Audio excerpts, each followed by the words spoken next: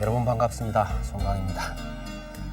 이번 시간에는 12연기에 대해서 같이 공부해 보도록 하겠습니다. 앞에서 우리는 연기에 대해서 부처님의 그 생애를 보면서 그리고 그 이후에도 연기에 대해서는 참 여러 차례 이야기를 했습니다. 그런데 이제 여기에서 지금 보려고 하는 12연기라고 하는 것은 무엇이냐, 어떤 것이냐 하는 것이죠. 그리고 본래의 연기와 어떻게 차이가 나느냐 하는 부분입니다. 이 12연기라고 하는 것은 여기에 지자를 넣어주면 훨씬 더 쉽습니다. 12가지의 조합으로 이루어지는 연기, 이런 말입니다. 12지 연기. 그런데 이제 이 12가지 연기에 대해서 경전마다 각기 다르게 그 표현이 되고 있습니다. 우선 가장 우리가 많이 사용하고 있는 게 12인연이라 이렇게 하고 있죠. 12인연법 이렇게 이야기하고 또 어떤 경우에는 12인연기 이렇게도 이야기하고 있고, 이렇게 연기라고 하는 말이 이렇게 뒤에 인이 들어가고 연기 이렇게 되는 경우도 있고, 또 그 다음에 이제 그 12인생 이렇게 이제 이야기되기도 하고, 이루어진다 이런 입장에서 12인생, 뭐 12연문 이게 전부 다 같은 이야기입니다. 경전을 볼 때 이런 구절들이 나올 때 그게 무슨 말인가 이렇게 이제 그 자꾸 혼란스러워할 때가 있는데, 같은 용어를 저렇게 각기 경전마다 다르게 그 표현하고 있다, 그렇게 하시면은 되겠습니다. 그러면 아함경에서 12연기 부분에 대한 내용을 먼저 한번 살펴보고 구체적으로 설명을 들어가겠습니다. 부처님께서 이제 아함경상에서 설명하고 있는 부분입니다. 비구들아, 연기란 무엇인가? 진리에 대한 무지에 의해서 생성의 작용이 있고, 생성의 작용에 의해서 식별작용이 있고, 식별작용에 의해서 개체의 존재가 있고, 개체의 존재에 의해서 6개의 지각기관이 있고, 6개의 지각기관에 의해서 부딪힘이 있으며, 부딪힘에 의해서 느낌이 있고, 느낌에 의해서 욕망이 있고, 욕망에 의해서 집착이 있으며, 집착에 의해서 생존이 있고, 생존에 의해서 삶이 있고, 삶에 의해서 늙고 죽음 및 근심 걱정의 고뇌가 생긴다. 이렇게 해서 모든 고뇌의 모임이 생기는 것이다. 그러나 진리에 대한 무지가 남김없이 없어지고 멸함으로써 생성의 작용이 정멸하고, 그로부터 식별작용이 정멸하고, 개체의 존재가 정멸하고, 6개의 지각작용이 정멸해지고, 부딪힘이 정멸해지고, 느낌이 정멸해지고, 그로부터 욕망이 정멸해지고, 그로부터 집착이 정멸해지고, 그로부터 생존이 정멸하고, 삶이 정멸하며 늙고 죽으며 근심하고 걱정하는 고뇌가 정멸해진다. 경전에서 번역해 놓은 부분을 그대로 인용을 했습니다. 물론 이제 이것을 우리가 전문적인 용어로 무명, 행, 식, 명색, 육처, 촉, 수, 애, 취, 유, 생, 노사, 우비고뇌 이렇게 이제 풀어갑니다만은, 그러면 12가지라고 하는 것이 고정불변한 연계의 법이냐, 정말로 그런 것이 이 세상에 명확하게 존재한 것이냐, 이제 이렇게 우선 의심을 해볼 필요성이 있습니다. 우리가 불교를 공부한다라고 하는 것은 사실은 경전에 있는 이야기니까 그렇게 무조건 받아들인다기보다는 거기 자기가 보고 있는 내용에 대해서 반주해보는, 정말로 그런 것이 존재하는 것이냐 하는 부분입니다. 그럴 때 이제 자꾸 여기저기서 어떤 근거를 파악해 본다든지, 학문적인 입장이죠. 물론 이것은 또 내가 지금 이 인식하고 있는 해석을 받아들이고 있는 것이 정확한 것이냐라고 다시 보는 것은 경계적인 입장이 되겠습니다. 자기가 내적인 공부가 어떻게 되느냐에 따라서 달라지죠. 그런데 사실은 그 아함경이라든지 이런 경전들을 쭉 보면은 이 가지수는 대단히 많습니다. 어떤 경우에는 5가지가 나오고 6가지, 7가지, 8가지, 또 9가지, 10가지, 11가지, 12가지. 이게 각 부분마다 다르게 나와요. 경전에서. 그런데 우리가 최후에 완성된 것을 12가지로 보는 겁니다. 그래서 12영기 이렇게 이제 이야기를 하고 있습니다. 다시 말해서 부처님께서 왜 사람들이 고통스러워하고 고통이 생겼고 또 그것을 어떻게 하면 소멸을 할 것이냐 하는 부분을 설명하는 과정에서 보면은 5가지로 설명하는 경우에서부터 12가지까지 설명하는 경우가 점차 늘어지고 있습니다. 왜 그럴까? 우리가 이제 불교를 학문적으로 교학적으로 접근해 가는 입장에서는 초기에서는 5가지만 가지고도 되었는데 나중에 그것을 하나하나 자꾸 분석해 들어가니까 그 가지고는 부족해서 자꾸 첨가되다 보니까 12가지까지 더해졌다 이렇게 봅니다만은 이럴 수도 있습니다. 부처님께서 설명하는 대상에 따라서 이 사람들이 무엇에 국집하고 있느냐에 따라서 이 설명은 달라질 수가 있습니다. 이 교학적으로 설명할 때 이 부분은 빼버리거든요. 부처님과 설명을 듣고 있는 대중이 지금 문제의 핵심을 어디에서부터 보고 있느냐에 따라서 이 설명은 달라질 수 있다는 겁니다. 그래서 같은 경전에서 이것을 5가지에서부터 뒤에 가면서 12가지 나왔다면은 단순하게 그렇게만 설명하는 것도 되는데 이것이 그때그때 경전이라는 것은 한 상황에서 부처님께서 어떤 대중들을 상대로 해서 설명하고 있으면 그것이 하나의 경이 이루어지는 것이죠. 그리고 전혀 다른 대상들과 함께 고통 부분을 갖다 이야기하고 있을 때는 또 다른 경이 이루어지고 있습니다. 그래서 이런 것들이 여러 가지를 모아놓고 보니까 어떤 곳에서는 5가지, 어떤 곳에서는 12가지입니다. 그래서 이것을 단순하게 처음에는 5가지만 가지고 됐는데 나중에 12가지라야만 되었다. 이렇게만 보는 것도 어떤 면에 있어서 좀 부처님과 설명을 듣고 있는 그 대중들의 집착하는 범주 혹은 경지 뭐 이런 거에 따라서 달라질 수도 있다. 이렇게 이제 가능성을 열어두는 것이 훨씬 더 좋을 겁니다. 첫 번째로 5가지를 설명할 때를 보면은 그때는 사람들이 고통을 느끼고 고통을 일으키는 요인이 애라고 하는 데서부터 샀습니다. 사랑의 자를 써서 12지 연기 가운데 이제 애가 있는데 이 애에서부터 찾아 들어가는데 그러면은 이것을 경전에서 보통 욕망이라 이렇게 표현하고 있습니다. 애를. 근데 가래, 보통 또 가래라고 이제 표현하기도 하고 그런데 욕망이 사라짐으로 해서 파생되는 모든 괴로움들도 욕망으로 해서 파생되는 모든 괴로움도 소멸한다. 이렇게 바라봤기 때문에 여기서부터 연기가 시작한다.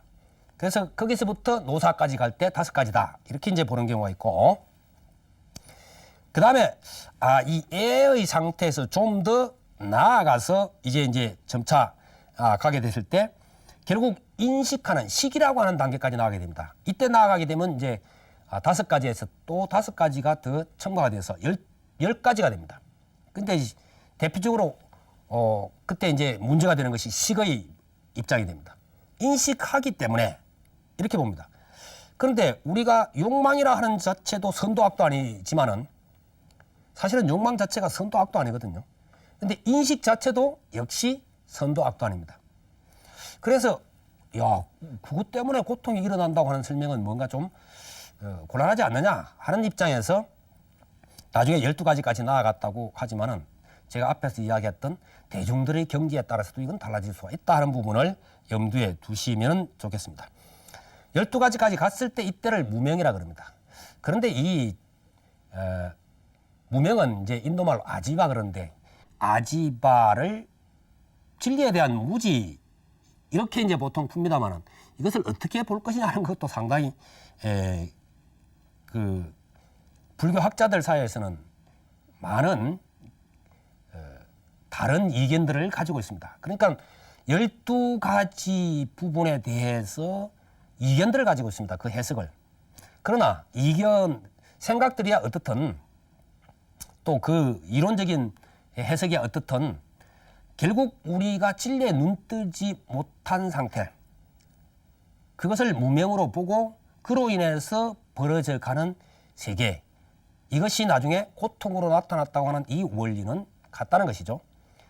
물론 우리가 진리라고 하는 것 자체도 해석이 달라질 수가 있죠. 얼마든지 받아들이는 사람에 따라 달라지고 해석 범주가 또 달라지기 때문에 그 하나의 개체를 어떻게 명확하게 설명하느냐 하는 것도 대단히 중요하겠지만은 그 원리 자체가 어떻게 되느냐 하는 것을 바로 파악하는 것도 대단히 중요하리라고 생각이 되어집니다. 어떤 경우에는 이 12연기를 과거세, 현재세, 미래세로 파악한 경우가 많습니다.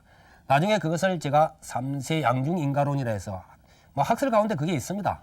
있는데 물론 그렇게 볼 수도 있겠지만은 저는 그러한 관점보다도 과거세, 현재세, 미래세의 관점보다도 12연기라고 하는 것이 지금 내가 고통스럽다. 그러면 고통스러운 이 부분이 지금 당장의 문제로 파악이 되어져야 된다는 입장에서 한 생의 입장에서 12지연기가 전개되는 과정으로 이것을 파악해 보도록 하겠습니다. 따라서 3세 입장에서 바라보면은 어디까지가 과거생이고 어디까지가 현재생이고 그 다음 분은 미래생이다라고 하는 그와 같은 분석은 나중에 제가 간략하게 하고 지금은 이것이 한 생에서 벌어지는, 어쩌면은 한 생이라기보다는 어느 한 순간에서 이루어지는, 동시에 전개되어 버리는 상황으로 보면 될 겁니다. 이것이 뭐 어떤 일정한 시간을 가지고 시간적 단위로 분석되는 쪽으로 보게 되면은 어떤 면에 있어서 그 핵심에서 벗어날 수도 있겠다 하는 생각이 많이 듭니다. 그러면 우선 그 간략한 그 해석들을 먼저 해보죠. 첫째, 무명이라고 하는 부분. 아까 제가 이제 이것을 어떻게 보느냐 하는 것인데, 아비지아라고 하는데, 아비지아라고 하는 자체가 밝음이 없다. 말 그대로 하면 밝음이 없다. 근데 밝음이라고 하는 것은 확연하게 실체의 부분을 파악한다. 그러면 불교적으로 실체를 파악한다 하는 것은 실상 이렇게 연결될 수도 있고 진리라고 하는 차원으로 나아가게 됩니다. 그래서 참된 세계에 대한 깨우침이 없는 세계, 거기에 대해서 무지한 상태, 이런 상태를 무명으로 볼 수가 있겠다, 이런 이야기입니다. 따라서 이 무명이라고 하는 말은 우리가 지식적으로나 학문적으로 뛰어난 그러한 입장과는 별개입니다. 실상에 대한 파악이냐 아니냐 하는 입장이지 우리가 불교 이론에 밝으냐 밝지 않느냐 하는 부분하고는 상관이 없다는 것이죠. 그런 차원에서 이 부분을 접근에 들어가지 않으면 안 된다, 이런 것이죠. 그래서 참된 것에 대한, 실상에 대한, 또 본질에 대한 망각, 본질에 대해서 우리가 인식을 못하고 있고 파악하지 못하고 있는 단계, 그걸 무명이라 이렇게 보면 될 겁니다. 따라서 무명은 청정하지 못하고 박지 못하고 이러한 말뜻을 가지고 있습니다. 인위적이고 이런 것들, 우리가 가치를 갖는 모든 말들이 사실은 무명이란 그 뜻 속에 포함이 되어집니다. 그렇게 바라볼 때 결국 우리가 나아가야 될 방향과는 반대 방향으로 가 있다. 우리가 인식해야 될 것은 무아이고 공이고 뭐 이런 것인데 그쪽을 아라고 생각하고 있고 그 허상을 상으로, 실상으로 봐버리는 이와 같은 전도된 생각, 그래서 이제 반자신경 같은 데 보면 전도몽상 그러죠. 뒤집어져 버린 생각, 이런 것들을 우리가 무명이라 볼 수가 있습니다. 그러면 이 무명에서부터 다음 단계로 넘어갈 때 그걸 행이라 그러는데, 행은 앞에서도 설명되었습니다만은 그 본질을 파악하지 못한 상태에서 조작해가는 어떤 행위를 행위라. 그래서 이것은 그릇된 방향으로 가고 있는 의지작용, 본능적 의지작용, 이런 식으로 파악합니다만은 어떤 면에 있어서 이것은 잠재적인 형성력, 이렇게 볼 수도 있습니다. 이 행위에 의해서 그 다음에는 이제 무언가를 인식해가는 그러한 식별작용 쪽으로 나아가게 되죠. 그걸 식이라 그러고, 식별하는 쪽으로 나아가다 보니까 거기에서 어떤 그 명색, 그런데 명색은 여기에서 어떤 식별작용이 모이면서 그것을 정신적인 작용과 거기에 그 부여되는 어떤 그 개념들, 이렇게 보면 됩니다. 그런 것들이 자꾸 이루어진다는 것이죠. 그 다음에 이제 그 육입, 육처 이렇게 합니다만은 결국 존재를 파악해가는 6가지의 근거, 이렇게 이제 나아가게 되죠. 그래서 이 감각적 지각 영역, 이렇게 이제 볼 수 있습니다. 육처라고 하는 것은. 상당히 이런 부분은 좀 어려운 이론이긴 합니다만은, 그 다음에 감각적 지각 영역을 갖다 보니까 이제 자꾸 부딪힘이 생기죠. 만나게 된다. 그래서 그걸 촉이라 그러고, 만나다 보니까는 아까 수 그랬죠. 배다나 받아들인다. 감수작용. 이게 감수작용으로 나아가게 되죠. 감수작용에서 다음에는 이제 그 사랑하고 애착을 갖고 좋아하고 뭐 이런 쪽으로 자꾸 가게 된다. 예. 그렇죠. 싫어하는 것도 여기에 포함됩니다. 물론 좋아하고 싫어하고 하는 이런 것들이 전부 다 여기에 포함됩니다. 그 다음에 이제 자기가 좋아하는 쪽은 어떻게 하려고 그러죠? 모아서 자기 주변에 자꾸 끌어모으는 입장이 됩니다. 이게 취죠. 모은다. 싫어하는 것은 당연히 버리려 하죠. 그러나 모으려 해도 잘 안 되고 버리려 해도 잘 안 되죠. 이와 같은 이제 작용으로 넘어가게 되고, 자꾸 끌어모은 것을 가지고 어떤 그 삶의 생존, 또 존재 의미, 이렇게 볼 수가 있습니다. 그게 유입니다. 유는 막연하게 있다는 것이 아니라 어떤 존재의 의미, 뭐 그런 입장이 되겠죠. 그 다음에 그 무언가 형성되어지고 새로운 것들이 만들어지고, 그러면서 소위 이루어지는 것들을 삶이라고 바라보는 것이죠. 삶이라 바라보고, 그 다음에 그것이 변해가는 것을 노라 그러고, 그것이 소멸되는 것을, 자기가 인식했던 것이 소멸되는 것을 사라 그러죠. 그렇기 때문에 지금까지 쭉 오면서 거기에 대해서 여러 가지 그 애착을 하고 있던 부분들이 사실은 사에 의해서 끊어진다고 보는 것이죠. 사에 의해서 끊어진다고 보기 때문에 여기에서 뭡니까? 근심하고 걱정하고 슬퍼하고 괴로워하고 몸부림치고 하는 것들이 나왔다. 이런 것이죠. 그러면 그로 인해서 만들어진 것이라면은, 고통이 소멸되는 쪽으로 가려 그러면은 점차 그것이 없어지는 방향으로 가면 되겠죠. 그래서 이제 그런 방향도 있고 여러 가지가 있습니다만은, 그와 같은 분석은 제가 다음 시간에 해보도록 하겠습니다. 여러분 성공하십시오.